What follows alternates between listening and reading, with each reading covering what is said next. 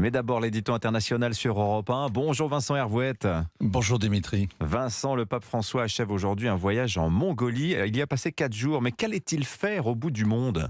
Il prêche par l'exemple. Depuis 10 ans, il invite les chrétiens à aller aux périphéries. Mais la Mongolie, c'est la périphérie absolue. 3 fois la taille de la France et seulement 2 millions d'habitants.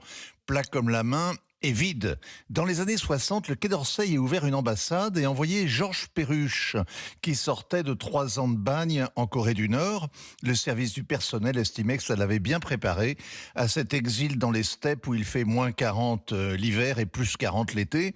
Ensuite, avec un humour de bureaucrate, ils ont ajouté à l'ambassadeur Perruche un conseiller nommé Loiseau, puis un gars aux chiffres nommé La Plume ou La Cage, j'ai oublié. Bref, Ulaanbaatar, c'est l'autre nom, ou c'était l'autre nom de nulle part.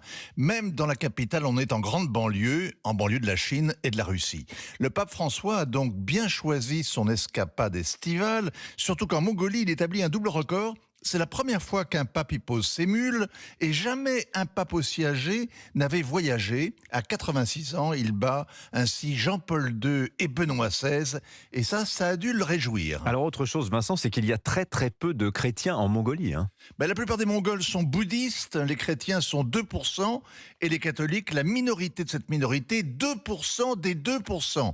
Précisément, il y a 1400 catholiques et seulement 2 prêtres mongols et cette petite paroisse a juste 30 ans. Évidemment, ils ont accueilli le Saint-Père avec enthousiasme et le pape a célébré le dialogue interreligieux en citant Gandhi et Bouddha, en rencontrant dans une yourte des représentants du chamanisme, de l'islam, du judaïsme, de l'hindouisme et aussi des orthodoxes russes.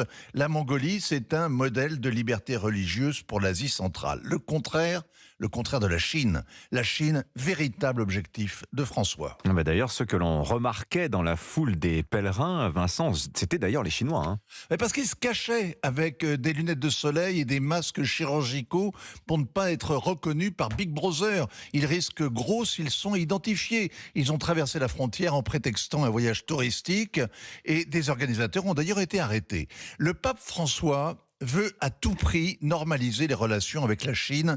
C'est la grande affaire de son pontificat. Et depuis 10 ans, il avale les couleuvres. Il a digéré que l'église officielle sous contrôle du Parti communiste prenne le pas sur l'église fidèle à Rome qui reste persécutée.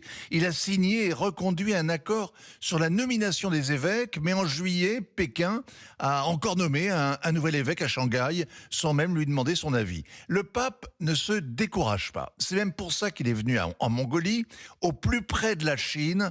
Il a envoyé un salut chaleureux au noble peuple chinois et il a juré que l'Église n'avait aucun agenda politique. Les communistes chinois ont du mal à le croire, évidemment. Alors le pape a insisté en disant aux catholiques chinois « Je vous demande d'être de bons chrétiens et de bons citoyens ». On n'a pas vu comment ils ont réagi et pour cause, ils étaient tous masqués.